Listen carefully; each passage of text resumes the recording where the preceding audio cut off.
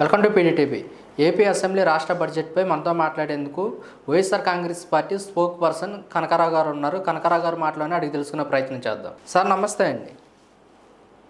నమస్కారం అండి. Sir, AP assembly budget సమావేశాలపైన మీరేమంటారు సార్?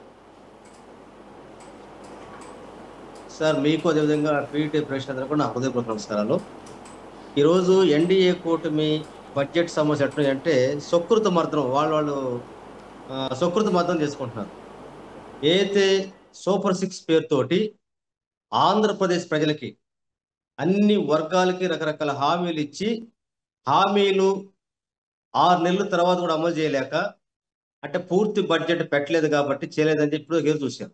తీరా నిన్న బడ్జెట్ పెట్టినాక ఏమైందంటే అదొక గాలి బుడగలాగా, అది ఏదైతే చెప్పినప్పుడు సూపర్ 6 అయితే ఉన్నాయో ఆ సూపర్ 6 కాస్త సూపర్ డూపర్ గా అయిపోయి ఈరోజు ప్రజలకి చెవులో పూపెట్టేటువంటి విధానం నిన్న బడ్జెట్ లో ప్రకటించినటువంటి బడ్జెట్ చూస్తే అర్థమైపోతా ఉంది. ఈరోజు కేవలం ఏంటంటే అధికారంలో ఉన్నటువంటి ఎన్డీఏ కూటమి, చంద్రబాబు నాయుడు గారు, పవన్ కళ్యాణ్ గారు, ఏదైతే ఈ బీజేపీ కూటమి అయితే ఉందో వాళ్ళు ముగ్గురు కలిసి ప్రజలకి ఏదో చేస్తామని చెప్పేసి భ్రమలు పెట్టి ఆశ పెట్టి ఓట్లు అయినాక ఈరోజు వాళ్ళు ఈ 6 నెలల తర్వాత రకరకాల పేర్లతోటి డైవర్షన్ పాలిటిక్స్ చేసుకుంటూ కూడా 6 నెలల కాలం గడిపేసి అసలు బడ్జెటే పెట్టకపోతే ప్రజలు నవ్వుకుంటారు, ప్రజలు చీకొడతారని చెప్పేసి ఇంకా మార్చికి ఒక 4 నెలలు ఉండగా ఇప్పుడు బడ్జెట్ ఆగమేఘంగా తెచ్చినా కూడా సరే ఓకే, బడ్జెట్ పెట్టే దాంట్లో పూర్తిగా ఏదైతే ప్రజలకు హామీలు సంబంధించినటువంటి బడ్జెట్ పథకాలు అయితే వాళ్ళు పెట్టారో వాటిలో బడ్జెట్ సంబంధించినటువంటి నిధులు కేటాయించారంటే కేటాయించకుండా ఈరోజు వాళ్ళు పెట్టినటువంటి బడ్జెట్ అనేటువంటిది ఈ రోజు చెప్పకనే ప్రజలకి పూర్తి మోసం చేస్తే అనేది ఆ బడ్జెట్ చూసినాక అర్థమైపోతా ఉంది.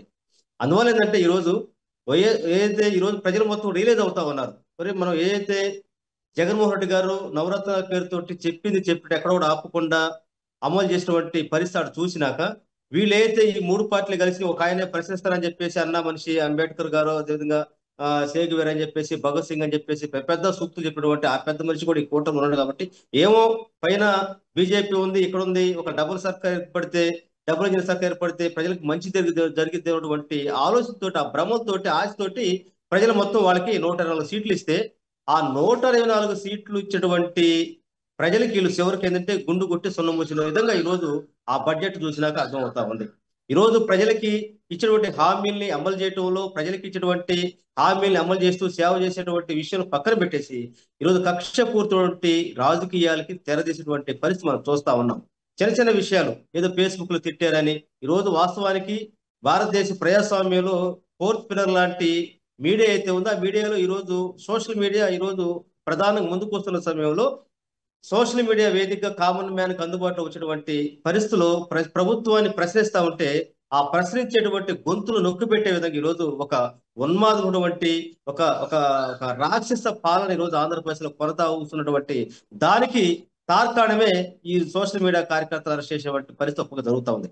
అందుకే ఈరోజు నిజంగా అసెంబ్లీ అనేది ప్రతిపక్షం, అధికార పక్షం ఈరోజు ప్రజల యొక్క భావాల్ని, ప్రజల యొక్క సమస్యల్ని, ప్రజల యొక్క బాధల్ని అసెంబ్లీ వేదికగా చర్చించేటువంటి అవకాశం ఏదైతే ఉందో అవకాశంలో అధికార పక్షం పక్కున్నప్పుడు దానికి ప్రతిపక్షంగా ఉన్నటువంటి ఆ ప్రతిపక్షం ప్రభుత్వం యొక్క విధానాల్ని అడిగేటువంటి అవకాశం కల్పించకుండా ప్రతిపక్ష హోదాని, ప్రతిపక్ష హోదాకి ఇచ్చినటువంటి సమయాభావాన్ని ఇవ్వకపోవటం వల్ల ఈరోజు అసెంబ్లీలో ప్రజలకు రావాల్సినటువంటి, ప్రజలకి ఏదైతే ఒక మేలు జరిగేటువంటి ఒక మంచి భావాల్ని ప్రజలకి మంచి అందించేటువంటి సహృదయ భావంలో ప్రతిపక్షం అధికార పక్షాన్ని ప్రశ్నించే అవకాశం లేకుండా, సమయాభావం లేకుండా వాళ్ళని ఈరోజు ప్రతిపక్షాన్ని ఎంటర్ కాకుండా చేసేటువంటి ఒక దౌర్భాగ్య పరిస్థితి ఈరోజు అధికార పక్షాన్ని చూస్తా ఉన్నాం. ఈరోజు అయ్యన్న పాత్రుడు గారిని గతంలో అడిగాం, మా వైఎస్ఆర్ కాంగ్రెస్ పార్టీ పెద్దలు అడిగారు.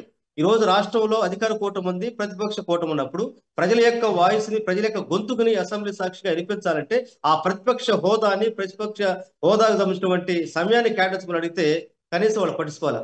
అదేవిధంగా కోర్టుకి వెళ్ళడం జరిగింది. కోర్టు కూడా రాష్ట్ర ప్రభుత్వానికి కోర్టు నుంచి కూడా ఈ పరిశీలించమని చెప్పి వస్తే దాన్ని తీసుకెళ్లి బుట్ట దాల్చినటువంటి పరిస్థితి పక్క జరుగుతున్న నేపథ్యంలో ఈరోజు అసెంబ్లీ సమావేశాలు ఏదో సాంప్రదాయబద్ధంగా, ఏదో సాంప్రదాయంగా జరగాలి కాబట్టి జరుగుతున్నాయి తప్ప ఈరోజు ప్రజల యొక్క వాణిని, ప్రజల యొక్క సమస్యల్ని అసెంబ్లీలో ఒక సహృదయ భావంతో చర్చించే పరిస్థితి లేనటువంటి విధానంతో ఒక తప్పుడు తడికగా, అదేవిధంగా ఏదైతే ఈ బడ్జెట్ అనేది కాస్త ఏదైతే ప్రజల్ని అవమానించే విధంగా పెట్టిన దాని మీద వాళ్ళు ఈ రోజు బడ్జెట్ సమస్యలు పెట్టుకొని మాట్లాడుకోవటం అంటే సకృతం అర్థం అంటారు. వాళ్ళు ఇది చేసుకోవటం తప్ప అందుకంటే ప్రజలకు ఒరిగింది లేదని అనుకుంటాము, లేదని చెబుతా ఉన్నాం.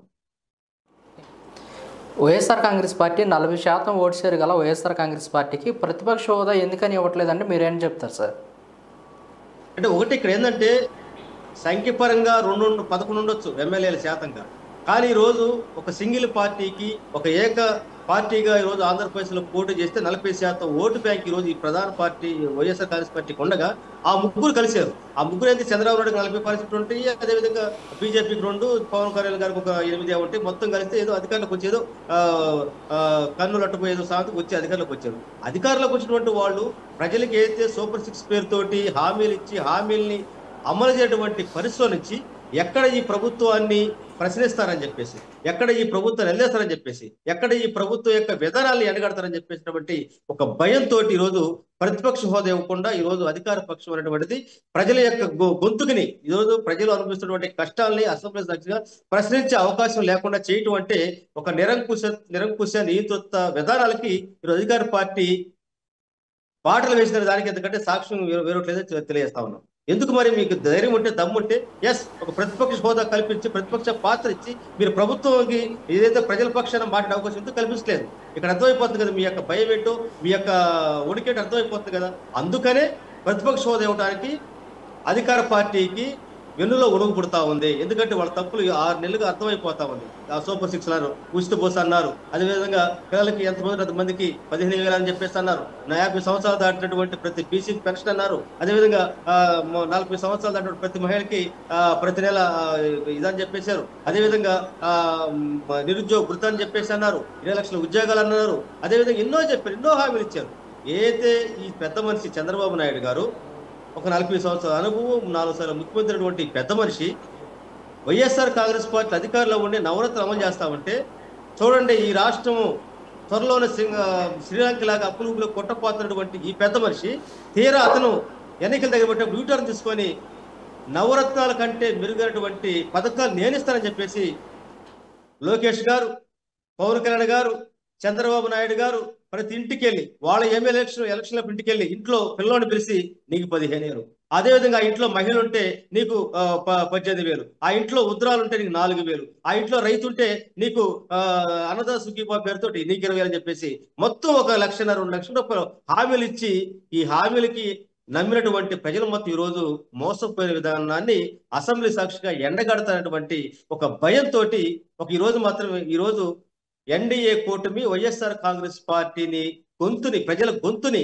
ఈరోజు గొంతునెక్కేటట్టు ఈరోజు అసెంబ్లీకి అవకాశం ఇవ్వరు. మేము ఒకటి మాత్రం స్పష్టంగా చెబుతా ఉన్నాం, మేము అసెంబ్లీలో పాల్గొనపోవచ్చాము కానీ ప్రజాక్షేత్రంలో మాత్రం ప్రజల పక్షాన ఉంటామనే దాంట్లో ఎలాంటి రాజీ లేదని చెప్పి సందర్భంగా తెలియజేస్తా ఉన్నాం.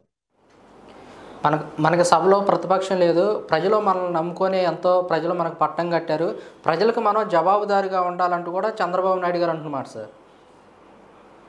అదే ఆయన అంటాడు, చంద్రబాబు నాయుడు గారికి ఏంటంటే ఆయన ఎప్పుడు కూడా 2 నాలుగు ధోరణి, మీడియాలో ఒకటి చెబుతా ఉంటాడు, కింద లో ప్రొఫైలింగ్ కూడా జరుగుతూ ఉంటుంది.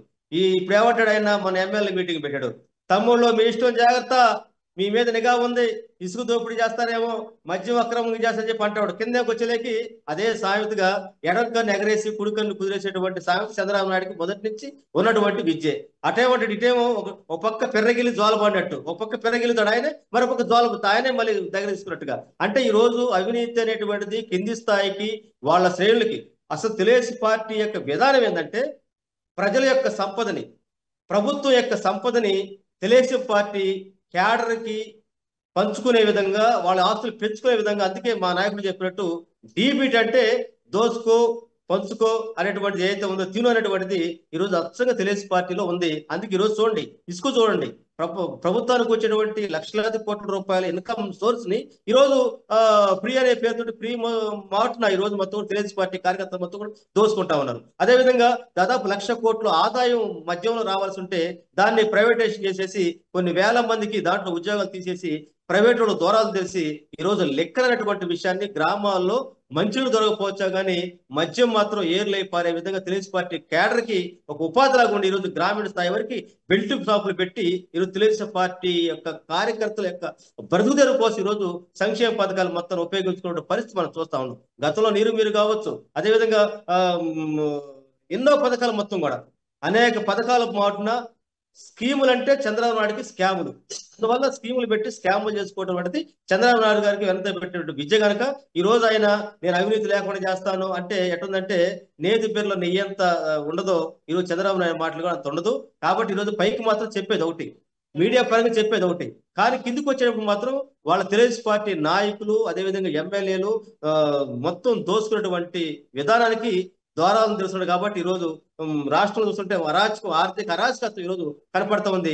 దీన్ని ప్రశ్నిస్తారని చెప్పేసి ఎక్కడైతే సోషల్ మీడియా వేదికగా వైఎస్ఆర్ కాంగ్రెస్ పార్టీ వాళ్ళు ఎక్కడైతే ప్రశ్నిస్తారని సామాన్య ప్రజలకు అందుబాటులో ఈ వాస్తవాన్ని తెలియజేస్తారని చెప్పేటువంటి దాంతో కుట్రతోటి ఈరోజు మొత్తం కూడా ప్రశ్నించే గొంతున్నటువంటి సోషల్ మీడియా కార్యకర్తల్ని, YSR Congress party social media కార్యకర్తల్ని అక్రమ నిర్బంధాలు పెడుతూ అణిచివేయడానికి ప్రధాన కారణం ఏంటంటే తెలుగుదేశం పార్టీ యొక్క అరాచకాన్ని ప్రజలకు తెలియజేస్తున్నటువంటి భయంతో మాత్రమే ఈరోజు ఈ ప్రభుత్వం పనిచేస్తున్నటువంటి నేపథ్యంలోనే చట్టాల మొత్తం తొంగలు దొక్కినాయి.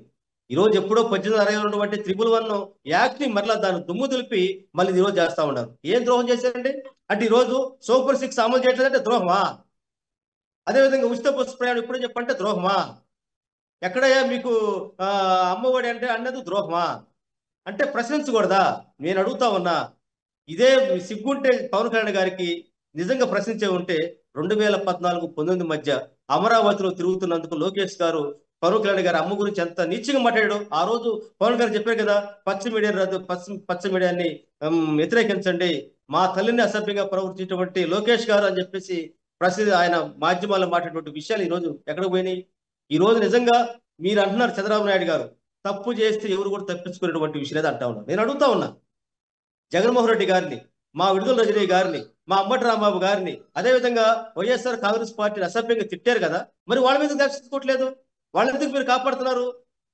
అంటే ప్రశ్నించే గొంతులు మాత్రం అరెస్ట్ చేస్తా ఉంటారు. అంటే చట్టం అనేటువంటిది ఉన్న వాళ్ళకు చుట్టమా అంటే టీడీపీకి చుట్టమా, అది అందరికి సంబంధించింది కాదా ఇక్కడ అడుగుతా ఉన్నాం. అందువల్ల చంద్రబాబు నాయుడు గారు మాట్లాడే పైన ఒకటి ఉండేది, లోపల అంతర్గతం ఉంటుంది. కాబట్టి భాషలోనేమో బ్రహ్మాండంగా ఉంటుంది, అంతర్గతం చూస్తేనేమో అది చెదలబెట్టే పుట్టలాగా ఉంటుంది.